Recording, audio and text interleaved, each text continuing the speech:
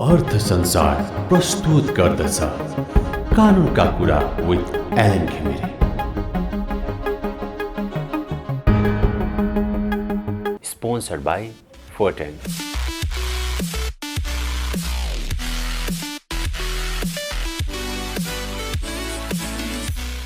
Supported by O2 studio.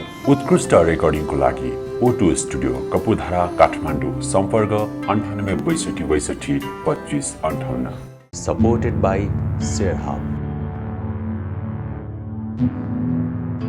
Educational partner ampere education network.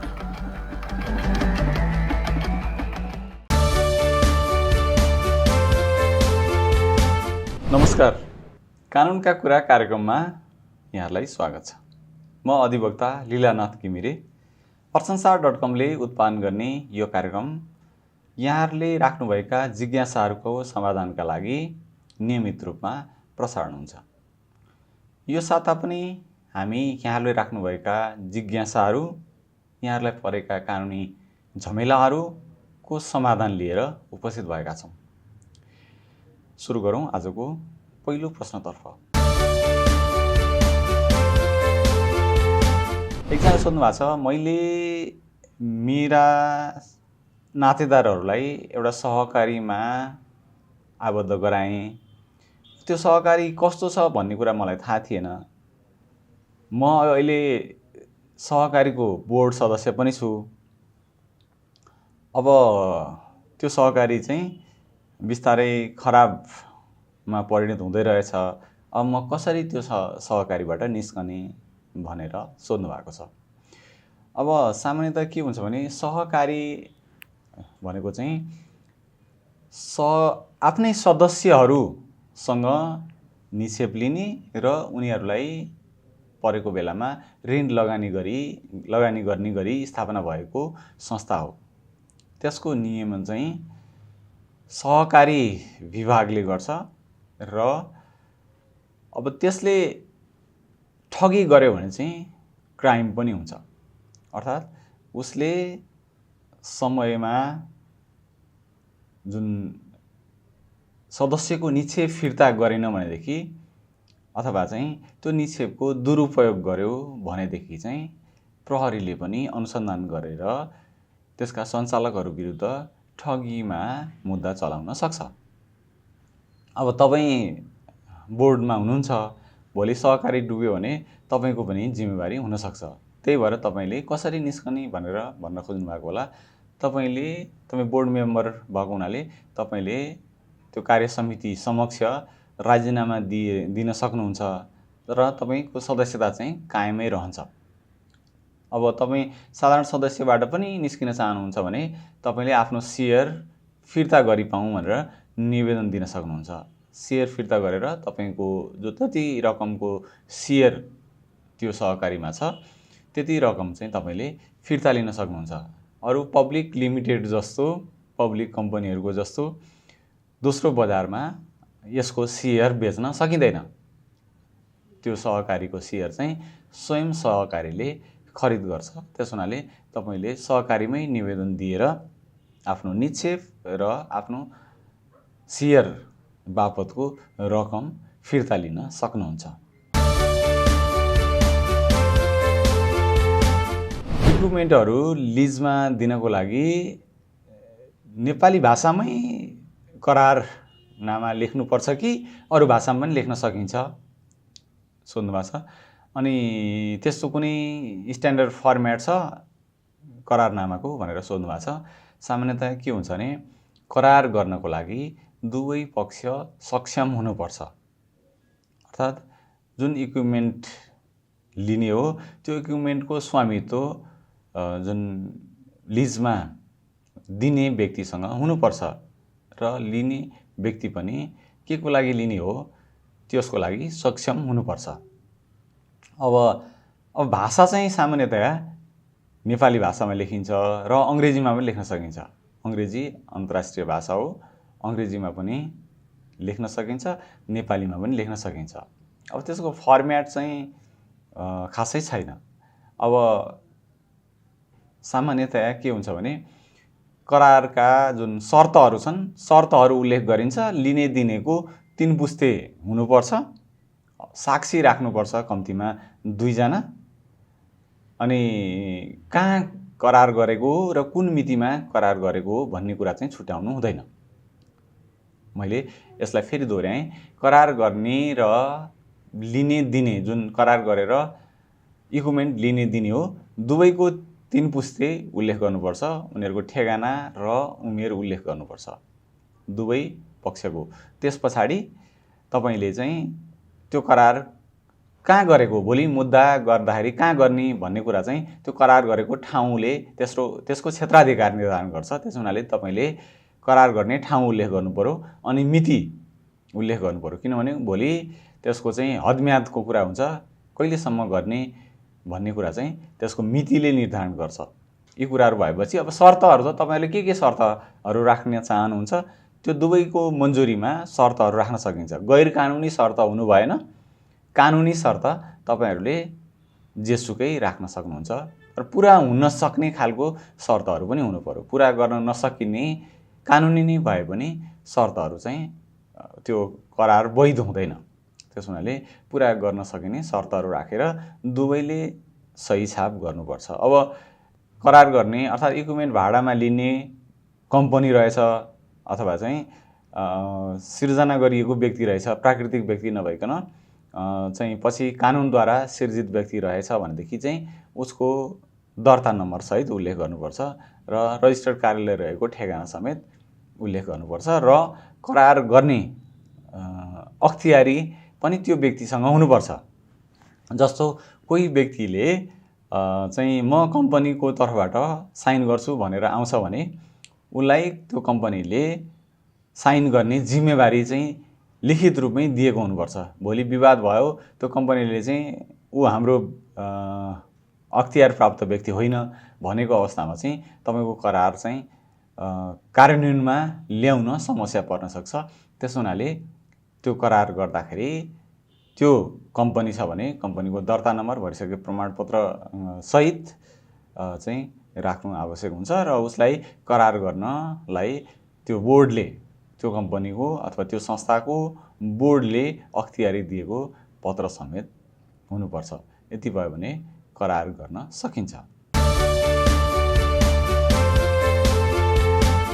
Profit not distributing company चाहिँ स्थापना गर्न चाहन्छु सुर्खेतमा। यसलाई चाहिँ कम्पनी रजिस्टरमा दर्ता गर्नुपर्छ भन्ने मैले सुनेको छु। वार्षिक रूपमा मैले कसरी चाहिँ त्यसलाई रिन्यू गर्न सक्छु र दर्ता पनि कसरी गर्न सक्छु भनेर उहाँले सोध्नु भएको छ। अब सामान्यतः के हुन्छ भने एउटा नाफा वितरण नगर्ने कम्पनी चाहिँ कम्पनी रजिस्टर कार्यालयमा दर्ता गर्न सकिन्छ। अब जस्तो अरू कम्पनीहरूले चाहिँ प्राइभेट लिमिटेड अथवा चाहिँ लिमिटेड भनेर लेख्नुपर्छ, तर यो मुनाफा वितरण नगर्ने कम्पनीले चाहिँ त्यो लेख्नुपर्ने बाध्यता छैन। सामाजिक काम गर्नको लागि यस्ता कम्पनीहरू स्थापना गरिन्छ। जस्तो गैर सरकारी संस्थाको रूपमा जिल्ला प्रशासनमा दर्ता हुने संस्था जस्तै गरी यो कम्पनीले काम गर्न सक्छ। यसले मुनाफा वितरण गर्दैन। जस्तो सामान्यतया चाहिँ प्रालीहरू एकजनामा पनि दर्ता हुन सक्छ। एकजना शेयर होल्डर भएर अथवा एकजना संस्थापक भएर पनि दर्ता गर्न सकिन्छ। अब यो कम्पनी स्थापना गर्न चाहिँ 7 जना शेयर धनीहरू हुनुपर्छ अनि उनीहरूको एउटा बोर्ड मेम्बर, बोर्ड सदस्य त्यति भएपछि कम्पनी स्थापना गर्न सकिन्छ। त्यो कम्पनी चाहिँ समाज कल्याण परिषदमा पनि आबद्ध हुन सक्छ अथवा जसरी एनजिओले चाहिँ समाज कल्याण परिषदसँग आबद्धता लिन सक्छ त्यसै गरी चाहिँ यो गैर सरकारी संस्थाहरूले पनि लिन सक्छ। अब अरू प्रक्रिया चाहिँ उस्तै हो। जसरी प्रालीहरूले आफ्नो वार्षिक विवरणहरू कम्पनी रजिस्ट्रार कार्यालयलाई उपलब्ध गराउनुपर्छ, त्यसै गरी नै यो नाफा वितरण नगर्ने कम्पनीले पनि आफ्नो विवरणहरू उपलब्ध गराउनुपर्छ। समयमा अडिट गर्नु पर्यो, अडिटर नियुक्त गर्नु पर्यो, अनि साधारण सभा गर्नु पर्यो, सुरुमा कम्पनी स्थापना भएपछि कार्यालयको स्थापना गरेको जानकारी दिनेदेखि लिएर सम्पूर्ण कुराहरू चाहिँ कम्पनी रजिस्ट्रारको कार्यालयमा अपलोड गर्नुपर्छ, अपडेट गर्नुपर्छ। त्यस हुनाले यो चाहिँ कम्पनी रजिस्ट्रारको कार्यालय काठमाडौँमै छ। तर तपाईँले एकचोटि स्थापना गर्न चाहिँ कसैलाई मन्जुरीनामा दिएर पनि पठाउन सक्नुहुन्छ सुर्खेतबाट। तपाईँले सबै डकुमेन्टहरू त्यहीँबाट अपलोड गर्न सक्नुहुन्छ र प्रमाणपत्र लिन चाहनुहुन्छ भने आफै आउन पनि सक्नुहुन्छ। होइन म अरू कसैलाई जिम्मेवारी दिन्छु भनेर अख्तियारनामा दिएर जिम्मेवारी पनि तपाईँले तोक्न सक्नुहुन्छ। त्यसै गरी तपाईँले कम्पनी स्थापना गर्न सक्नुहुन्छ। स्किन क्लिनिक प्राइभेट लिमिटेडको रूपमा दर्ता गर्न चाहिँ के प्रक्रिया छ र के कागजातहरू आवश्यक छ भनेर सोध्नु भएको छ। सामान्यतया तपाईँले एउटा कम्पनी स्थापना गर्नको लागि पहिला चाहिने भनेको तपाईँको नागरिकताको प्रमाणपत्र हो। तपाईँले त्यो कम्पनी स्थापना गर्नको लागि पहिला नाम छनौट गर्नुपर्छ। कम्पनी रजिस्ट्रारको कार्यालयको वेबसाइटमा गएर उद्देश्यसहित के उद्देश्य राख्ने, त्यो मध्ये कुनै एउटा उद्देश्य चाहिँ उसले वेबसाइटले नै तपाईँलाई छनौट गर्नलाई दिन्छ। तपाईँले त्यहाँ भएको उद्देश्य अनुसारको कम्पनी स्थापना गर्नको लागि पहिला नाम चाहिँ जुराउनुपर्छ। नाम जुराएर तपाईँले प्रस्ताव गर्नुपर्छ, म यो नामको कम्पनी स्थापना गर्न चाहन्छु भनेर नाम स्वीकृतिको लागि पठाउनुपर्छ। सामान्यतया कम्पनीको नाम चाहिँ एप्रुभ हुने नहुने 3-4 दिनमा थाहा हुन्छ, तर कहिलेकाहीँ ढिला पनि हुनसक्छ। कम्पनीले 14 दिनको समय माग्छ। 14 दिनसम्म पनि तपाईँको नाम स्वीकृत वा अस्वीकृत भएन भनेदेखि तपाईँले कम्पनी रजिस्ट्रारको कार्यालयमा सम्पर्क गर्नुहोस् भन्छ। अब तपाईँले यसरी नाम पठाइसकेपछि तपाईँको नाम जब स्वीकृत हुन्छ त्यस पछाडि तपाईँले प्रबद्ध पत्र र नियमावली तयार गर्नुपर्छ। त्यसको एउटा निश्चित फर्मेट छ। त्यो फर्मेटमा केन्द्रित भएर कुनै कानुन व्यवसायीहरूले तपाईँको कम्पनीको प्रबन्ध पत्र र नियमावली तयार गरिदिनुहुन्छ। त्यो प्रबन्ध पत्र र नियमावली तपाईँले प्रिन्ट गरेर संस्थापकले सही छाप गर्नुपर्छ। त्यसमा चाहिँ तपाईँको सेयरको संरचना पनि उल्लेख गर्नुपर्छ। कति क्यापिटलको त्यो कम्पनी स्थापना गर्ने, तपाईँको स्किन क्लिनिकको कुरा गर्नुभयो, त्यसको अधिकृत पुँजी कति हुने, जारी पुँजी कति हुने, हैन, ती कुराहरू चाहिँ चुक्ता पुँजी कति हुने, यी कुराहरू चाहिँ उल्लेख गर्नुपर्छ। अनि सेयर धनी कतिजना हुने, को हुने, उनीहरूको हरेकको शासीको नाम, नागरिकता नम्बर सहित चाहिँ त्यो प्रबन्ध पत्र र नियमावली तयार गर्नुपर्छ। त्यसै गरी तयार भएको प्रबन्ध पत्र र नियमावली प्रिन्ट गरेर तपाईँले सही छाप गरेर कम्पनीको जहाँ तपाईँले नाम स्वीकृत गराउनु हो त्यो स्वीकृत गराएको ठाउँमै अपलोड गर्नुपर्छ। त्यसै गरी एउटा कम्पनी स्थापना गरिपाऊँ भनेर निवेदन पनि अपलोड गर्नुपऱ्यो, तपाईँको नागरिकताको प्रतिलिपि पनि अपलोड गर्नुपऱ्यो। यदि तपाईँ आफै कम्पनी रजिस्ट्रारको कार्यालयमा उपस्थित हुन सक्नुहुन्न भनेदेखि तपाईँले कसलाई अख्तियारी दिनुहुन्छ त्यो अख्तियार प्राप्त व्यक्तिको परिचय पत्र पनि अपलोड गर्नुपर्छ र अख्तियारी पत्र पनि अपलोड गर्नुपर्छ। यति कुराहरू भइसकेपछि तपाईँ कम्पनी रजिस्ट्रारको कार्यालयमा ती सबै कागजातहरू सक्कलसहित उपस्थित हुनुपर्छ र तपाईँले राखेको उद्देश्यहरू कानुनी छन्, गैर कानुनी छैनन् भनेदेखि अथवा चाहिँ तपाईँले जुन प्रबन्ध पत्र र नियमावलीमा छुटाउनु नहुने कुरा चाहिँ छुटाउनु भएको छैन भनेदेखि कम्पनी रजिस्ट्रारको कार्यालयले तपाईँको कम्पनी स्वीकृत गर्छ। त्यसपछि तपाईँले राजस्व तिर्नुपर्छ।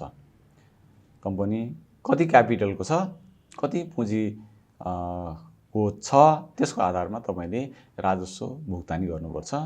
त्यो राजस्व चाहिँ तपाईँले अनलाइनबाट पनि भुक्तानी गर्न सक्नुहुन्छ अथवा त्यहीँ कार्यालयमा ब्याङ्क छ, ब्याङ्कमा पनि तपाईँले भुक्तानी गर्न सक्नुहुन्छ। त्यसरी भुक्तानी गरिसकेपछि कम्पनी रजिस्ट्रारको कार्यालयले तपाईँलाई प्रमाणपत्र उपलब्ध गराउँछ र प्यान पनि सुरक्षित गरिएको पत्र उपलब्ध गराउँछ। त्यस पछाडि तपाईँले कर कार्यालयमा गएर त्यो कम्पनीको तपाईँले प्यान लिनुपर्छ। प्यान लिइसकेपछि तपाईँले स्किन क्लिनिक चाहिँ सञ्चालन गर्नको लागि अन्य निकायबाट पनि अनुमति लिनुपर्ने हुनसक्छ। यो चाहिँ मानव स्वास्थ्यसँग सम्बन्धित विषय हो। त्यस हुनाले त्यो विषयमा अनुमति दिने निकायमा गएर तपाईँले अनुमतिको लागि आवेदन गर्नुपर्छ।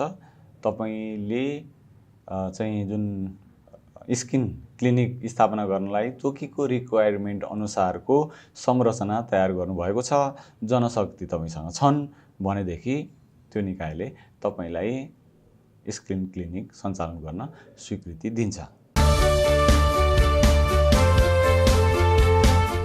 बच्चा छोडेर भागेर हिँड्ने पत्नी लिएर फेरि अदालतमा गएर अंशसहितको सम्बन्ध विच्छेद गरी पाउने हुन्छ, कस्तो कानुन हुन्छ सर भन्नु पर्यो भन्नुभएको छ। होइन, बच्चा छोडेर भनेको बच्चाको दायित्व चाहिँ बुवाको पनि हुन्छ, आमाको पनि हुन्छ। बच्चा छोडेर हिँड्दैमा उसले अंश नपाउने भन्ने हुँदैन। अंश पाउनको लागि चाहिँ बिहे गरेको भए पर्याप्त हुन्छ। यसमा त बच्चा समेत भइसकेको अवस्था देखिन्छ। अब अंश नपाउनको लागि चाहिँ केही आधारहरू छन्।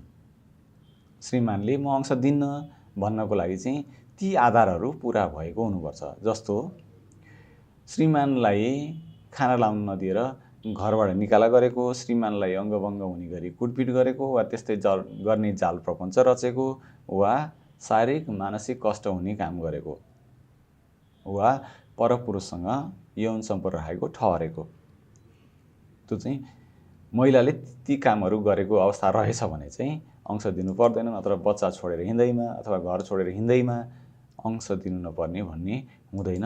कानुनले अंश दिलाउँछ। आजलाई कानुनका कुरा कार्यक्रम यति नै। यहाँहरूका पनि कानुन सम्बन्धी जिज्ञासाहरू छन्, यहाँहरू पनि कानुनी झमेलामा फस्नु भएको छ भने हामीलाई हाम्रो सामाजिक सञ्जाल मार्फत वा यही भिडियोको तल कमेन्टमा प्रश्न राख्न सक्नुहुन्छ। हामी आगामी कार्यक्रमहरूमा यहाँहरूको जिज्ञासाको समाधान गर्ने प्रयास गर्नेछौँ। क्यामेरामा सुजीव बज्राचार्यका साथ मलाई पनि बिदा दिनुहोस्। धन्यवाद। अर्थसंसार प्रस्तुत गर्दछ कानुनका कुरा with Alan Ghimire.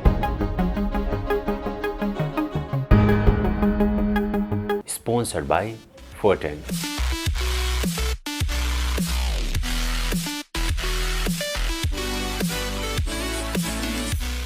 Supported by O2 Studio. उत्कृष्ट रेकर्डिङको लागि O2 स्टुडियो कपुधारा काठमाडौँ। सम्पर्क 98 62 25 58।